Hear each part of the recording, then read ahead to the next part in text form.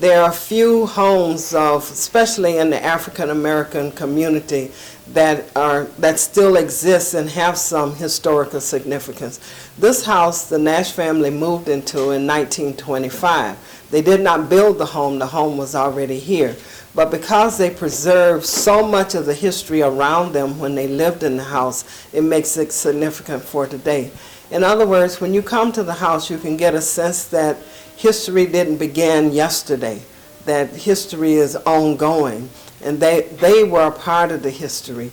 Reverend Nash himself as a minister from the church, as being part of the community for the NAACP, the Buffalo Urban League, the Michigan YMCA, he was all involved in that.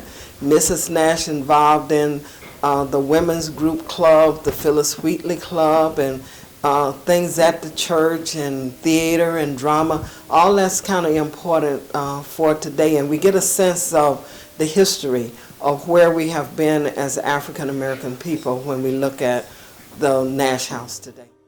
The Nash House Museum to me is it's in reverence to my birth here in Buffalo. Literally, these things are things I experienced as a young man, a young person. I didn't actually know Reverend Nash, but I lived during the time period he lived. His son was a teacher of mine at Canisius College. I literally went on to become a teacher. I'm a lover of history, and I'm a retired school teacher, and I came back here to volunteer to become a tour guide here at the Nash House Museum, and ultimately a docent to talk about the history of the African American community. As an African American woman, I'm very proud of the fact that I'm continuously learning about my history and how my history makes a difference in the world and with the people that I meet. For young people, I always encourage you can't read enough.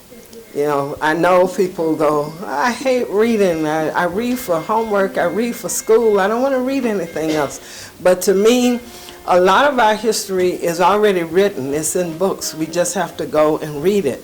And one of the basic histories that we find out about ourselves is in our houses, our families.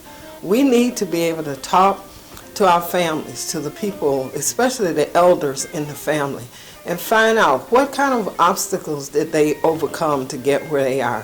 What are some of the things that they're hoping for the future for their children? Who are some of the people that were significant in their lives? To me, as being an African American man, is we always look for money, but one of the most important things is to kind of somehow retain our culture. And one of the things I do appreciate is that whenever we go out and give some community service or public service, we give back, we get back. And we can continue the legacy of our community if we continue to do those kinds of things. I love the fact that we have this place that we can come to and kind of get transported back in time to see how things were in the earlier days.